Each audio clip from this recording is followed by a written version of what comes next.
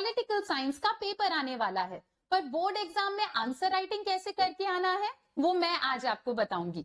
Hello students, मैं हूं आपकी अनुष्या दीदी एंड आज के क्लास में class 12 political science board exam में आंसर राइटिंग कैसे करके आना है ताकि हमारे नंबर बिल्कुल भी ना कटे, वो हम समझने वाले हैं। और यही नहीं बल्कि आज के क्लास में मैं आप लोगों को टॉपर्स की आंसर शीट भी दिखाऊंगी ताकि आपको आइडिया लगे कि टॉपर्स अपने आंसर शीट में ऐसा क्या लिखते हैं कि उनके नंबर बिल्कुल नहीं कटते। वैसे तो टॉपर्स अपने आंसर शीट को छुपाते रहते हैं हमेशा, है ना, पर टेंशन मत लो, मैं तुम्हें टॉपर्स की आंसर शीट को दिखाने वाली हूँ। ओके, तो without any further delay session start करते हैं। जो भी न्यू है इस चैनल पर जल्दी से चैनल को सब्सक्राइब कर लो ह्यूमैनिटीज से रिलेटेड बेस्ट वीडियोस के लिए, और पुराने स्टूडेंट्स जल्दी से सेशन लाइक करो, सेशन शेयर करो, सबको बताओ कि दीदी लाइव है। फिर स्टार्ट करते हैं आज के इस सेशन को। ओके, चलो तो सबसे पहले हमें देख लेते हैं कि आंसर राइटिंग करने का सही तरीका क्या है पॉलिटिकल साइंस के एग्जाम में। तो देखो, history, geography and political science में आंसर राइटिंग का एक फॉर्मेट होता है। अगर तुमसे कोई क्वेश्चन पूछा है तो डायरेक्टली आंसर पे मत कूदो, पहले एक छोटू सा इंट्रोडक्शन दो, उसके बाद अपना एक्चुअल आंसर लिखो और उसके बाद एंड में एक छोटा सा कंक्लूजन डाल दो। फॉर एग्जाम्पल, अगर हमसे क्वेश्चन पूछा गया है what was the reason behind dominance of Congress, क्या कारण था जिसके वजह से कांग्रेस का डोमिनेंस था, तो डायरेक्टली कारण बताना स्टार्ट नहीं करना, पहले एक छोटा सा इंट्रोडक्शन लिखो। फॉर एग्जाम्पल, आप ऐसा कुछ लिख सकते हो कि 1952 से 1967 तक कांग्रेस का डोमिनेंस बहुत ज्यादा था। फिर आप लिखोगे following are the reasons for dominance of Congress. उसके बाद डोमिनेंस के जो भी कारण थे कि Congress first of the block था, है ना, कांग्रेस में बहुत करिज्मेटिक लीडर्स थे, ये सब आपका बॉडी है, मतलब ये सब आपका एक्चुअल आंसर है। इसको आप पॉइंट वाइज लिखोगे। फिर आप लिखोगे कंक्लूजन। कंक्लूजन में एंड में आप लिख सकते हो to sum up, because of all these reasons Congress continue to be a dominant political group, and आप कांग्रेस सिस्टम के बारे में भी बता सकते हो। उसमें एक लाइन में इंट्रोडक्शन एंड कंक्लूजन लिख के खत्म कर देना है। जरूरी नहीं है कि हर क्वेश्चन में आप कंक्लूजन लिख पाओ, है ना, तो कंक्लूजन अगर आपको लगे कि हाँ इस आंसर में तो मैं बढ़िया कंक्लूजन लिख सकती हूँ तो आप लिख लो, वरना आप कंक्लूजन को स्किप कर सकते हो, पर इंट्रोडक्शन एंड बॉडी को बिल्कुल भी स्किप नहीं करना है। ठीक है, और किस चीज का ध्यान रखेंगे, ये तो हमें पता है कि पॉइंट वाइज लिखना है, जहां हो सके पॉइंट वाइज ही आंसर लिखना है। आपका आंसर शीट एकदम नीट एंड क्लीन होना चाहिए। मैं ये नहीं बोल रही कि बहुत सुंदर सुंदर लिखो, सजा सजा के लिखो, कर्सिव लिखो, ऐसा कुछ भी नहीं बोल रही मैं। आप अपने आंसर शीट में कटिंग अवॉइड करो, है ना, और साफ साफ लिखो। दो लेटर्स नहीं, दो वर्ड्स के बीच में स्पेस रखो, चिपका चिपका के लेटर्स को मत लिखो। आंसर खत्म हो गया तो दो लाइन छोड़ो और एक लाइन खींच दो स्केल से। स्पेसिंग होनी चाहिए, बहुत कंजेस्टेड सा चिपका चिपका सा नहीं लगना चाहिए। और कटिंग के मामले में बच्चों देखो, हम सब इंसान हैं, गलतियां होती हैं, कटिंग हो जाती है, ठीक है, पर कोशिश ये रहेगी कि कटिंग ना हो। भले ही 1 मिनट रुक के सोच लो कि यार मुझे लिखना क्या है, और उसके बाद आराम से सोच के लिखो, पर कटिंग अवॉइड करनी है। कटिंग अगर आपको करनी ही पड़े, मैंने बोला हम सब इंसान हैं, कर देते हैं गलतियां, तो अगर कटिंग करनी ही पड़े तो जो भी शब्द आपको काटना है उसके ऊपर एक लाइन खींच दो, ज्यादा से ज्यादा 2 लाइन ऐसे खींच दो, बस टीचर को आ जाएगा समझ कि इसने कट कर रखा है। ऐसे नहीं करना कि तुमने एकदम गोल गोल घुमा घुमा कर, ताकि टीचर को समझ ही ना आए क्या है, तुमने एकदम ही काला बना दिया, पेज एकदम फटने को हो गया, ऐसा नहीं करना। आराम से डिसेंट तरीके से हम लोग कटिंग करेंगे। ठीक है, नेक्स्ट मैंने आपको बताया पॉइंट वाइज लिखना है। आप या तो ऐसे पॉइंट वाइज नंबर्स डाल सकते हो, रोमन नंबर्स, या फिर आप अल्फाबेट्स में लिख सकते हो, या फिर अल्फाबेट में भी लिखने से अच्छा मैं आपसे कहूंगी कि आप ऐसे सर्कल वाला बुलेट बना लो। सर्कल वाला बुलेट जैसे एग्जाम में टाइम कम होता है तो फिर इसे बनाने में भी ज्यादा टाइम नहीं लगता, इजी भी है। अगर आप ए बी लिखोगे तो क्या होता है, जैसे एक ही क्वेश्चन के कई बार अलग अलग पार्ट्स होते हैं ए और बी, तो हो सकता है कि आप अपने पॉइंट्स और क्वेश्चन नंबर उन सबको कंफ्यूज कर जाओ। तो मेरे हिसाब से बेस्ट ये है कि आप सर्कल वाला बुलेट यूज करो। अगर आप कोई और बुलेट यूज करते हो तो क्या होता है, जैसे मान लो आप स्टार बना रहे हो, एक स्टार छोटा बनेगा, दूसरा स्टार बड़ा बनेगा, है ना, मतलब एक वो अच्छा सा यूनिफॉर्म लुक नहीं आता। इससे बेटर है कि हम सर्कल करें, है ना। नेक्स्ट, सब हेडिंग डालो जहां पर भी हो सकता है। जैसे अगेन अगर मैं इस क्वेश्चन की बात करूं कि कांग्रेस इतना डोमिनेंट क्यों था, तो आप पॉइंट 1 में लिख सकते हो फर्स्ट ऑफ द ब्लॉक, ये आपका सब हेडिंग हो गया। उसके बाद आप समझाओ फर्स्ट ऑफ द ब्लॉक का क्या मतलब है। सेकेंड पॉइंट में आप लिखो करिज्मेटिक लीडर्स, ये आपका सब हेडिंग हो गया, फिर आप समझाओ इसका क्या मतलब है। इस तरीके से हर जगह तो सब हेडिंग नहीं डाल पाओगे, पर जहां हो सके वहां सब हेडिंग डाल आना। नेक्स्ट, जो की वर्ड्स हैं, हर आंसर में कोई एक ऐसा शब्द, डेट, लीडर का नाम, अग्रीमेंट का नाम, कुछ तो ऐसा होगा जो तुम्हें देखकर लगेगा कि अगर टीचर ने ये शब्द देख लिया मेरे आंसर में तो टीचर बहुत खुश हो जाएंगी, है ना। तो उन शब्दों को आप अंडरलाइन करके आओगे स्केल से, ताकि टीचर को दिख जाए कि अच्छा इस बच्चे को ये भी पता है ना। ऐसा नहीं होना चाहिए कि टीचर बैठ के ढूंढ रही है कि अरे इसने लिखा है या नहीं लिखा वो शब्द। तुमने अगर लिखा है तो खुद से अंडरलाइन करके दिखा दो कि मेरे नंबर नहीं कटने चाहिए, मैंने सब लिखा है ना। जहां पर हो सके डायग्राम्स बनाओ। डायग्राम का मतलब मैं तुम्हें ऐसे बहुत ड्राइंग, पेड़ पौधे, नदियां, ये सब बनाने को नहीं बोल रही। डायग्राम मतलब छोटा सा फ्लो चार्ट बना दिया, है ना। अभी शायद तुम्हें ना समझ में आए, मैं टॉपर की आंसर शीट दिखा दूंगी तो तुम्हें पता चल जाएगा कि डायग्राम कैसे बनाना है। नेक्स्ट, आंसर राइटिंग में पेपर का सीक्वेंस फॉलो करने की कोशिश करो। पेपर का सीक्वेंस मतलब तुम लोग जो सेक्शन उठा रहे हो उस सेक्शन के सारे क्वेश्चन करो। जैसे अगर मैंने सेक्शन बी लिखना स्टार्ट करा सबसे पहले, तो पहले सेक्शन बी के सारे क्वेश्चंस कर लो, उसके बाद सेक्शन ए या सेक्शन सी स्टार्ट करो। ऐसा नहीं करना कि पहले सेक्शन ए के 2 क्वेश्चन करे, फिर तुम सेक्शन बी पे आ गए, सेक्शन बी के 2 क्वेश्चन करे, फिर तुम लास्ट सेक्शन में चले गए। ऐसे कूदते नहीं रहना, टीचर को भी मतलब आंसर चेक करने में आसानी हो, ऐसे इरिटेशन ना हो। और अगर जब हम इधर उधर ज्यादा कूदते हैं ना, टीचर को लगता है कि यार इसे तो पेपर ही नहीं आता, तभी ये इधर उधर की चीजें लिख रहा है, ये नहीं कि एक सीक्वेंस में चल ले। अगर आप पेपर को उल्टा स्टार्ट करना चाहते हो उल्टा करो, है ना। सीधा करना चाहते हो सीधा करो, बीच में से करना चाहते हो बीच में से करो, पर जो सेक्शन उठा रहे हो पहले वो सारे क्वेश्चंस करो सीक्वेंस में, फिर दूसरे सेक्शन में जाओ। कोई एक सीक्वेंस में चलना है तुम्हें, ठीक है। नेक्स्ट, अब मैं आप लोगों को आंसर शीट दिखाऊंगी, वो भी 2024 मतलब पिछले साल के जो टॉपर्स हैं उनकी ही आंसर शीट दिखाऊंगी, ताकि आपको आइडिया लगे कैसे लिख कर आना है। पर हाँ, आंसर शीट देखने से पहले मेरे पास आप लोगों के लिए सुपर इंपॉर्टेंट अनाउंसमेंट है।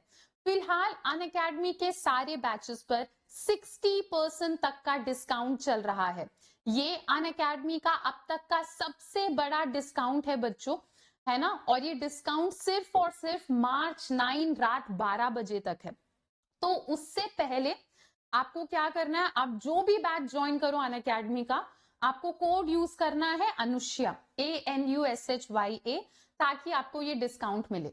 अनअकैडमी में तुम्हारी दीदी का नाम चलता है, ये कोड लगा देना डिस्काउंट के लिए, ठीक है। और क्या करना है मैं बताती हूँ। अभी हम लोग 12th में हैं, कुछ दिनों में CUET का एग्जाम स्टार्ट हो जाएगा। CUET के एग्जाम में बढ़िया रिजल्ट लाना जरूरी है, वरना हम अपने ड्रीम कॉलेज में नहीं जा पाएंगे। तो CUET की बढ़िया तैयारी कहां से करें, मैं कराऊंगी तुम्हें CUET की बढ़िया तैयारी। तो अनअकैडमी रैंकर्स प्लस बैच लेकर आए हैं। इसके एक बैच में रैंकर प्लस का एक बैच है जहां पर इंग्लिश है, एक बैच में GT है जनरल टेस्ट, और एक बैच है जिसमें ह्यूमैनिटीज का full subject full syllabus cover हो रहा है। तो आप कोई भी बैच अपने जिसमें भी आपको जरूरत है आप वो बैच ज्वाइन कर सकते हो। सिर्फ और सिर्फ 899 का ये बैच है, पर ये ऑफर सिर्फ मार्च 9 रात 12 बजे तक है ना। तो इस बैच को ज्वाइन करने का लिंक वीडियो के डिस्क्रिप्शन में है। बैच ज्वाइन करते टाइम कोड यूज करेंगे हम लोग अनुष्या, मैक्सिमम डिस्काउंट के लिए।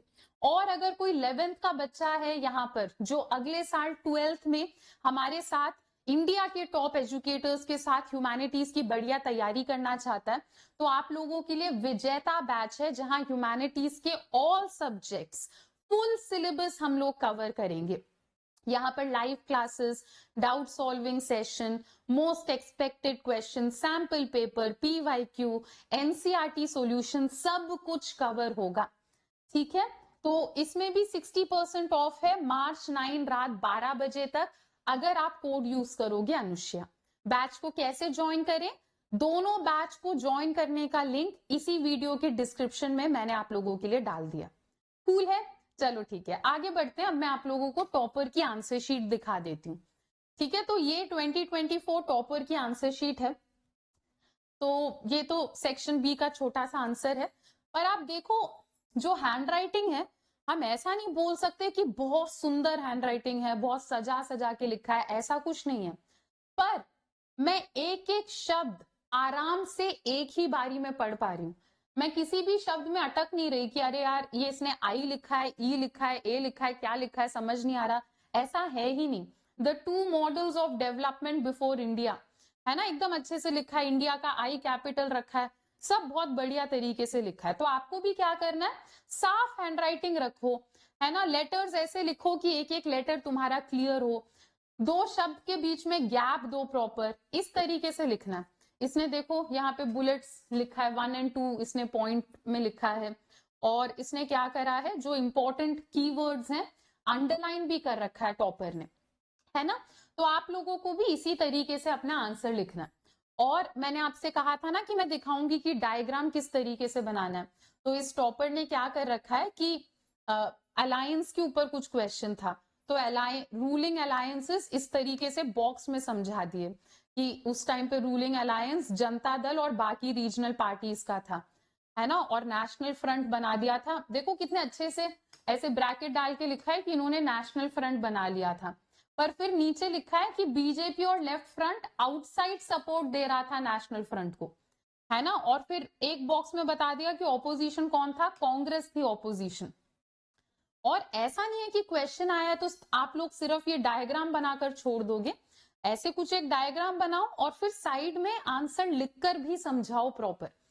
और हर क्वेश्चन में ये करने की जरूरत नहीं है। हर क्वेश्चन में करने बैठ गए तो टाइम तो लिमिटेड है, टाइम चला जाएगा। और आपको बहुत आर्टिस्टिक होने की जरूरत नहीं है, बस आप एक 2-3 डब्बे और सीधी लाइन खींच लो, काम बन जाएगा। क्योंकि देखो हमें टाइम भी बचाना है ताकि पेपर टाइम से खत्म हो। तो आप इस तरीके के डायग्राम बना सकते हो। एक और दिखाती हूँ।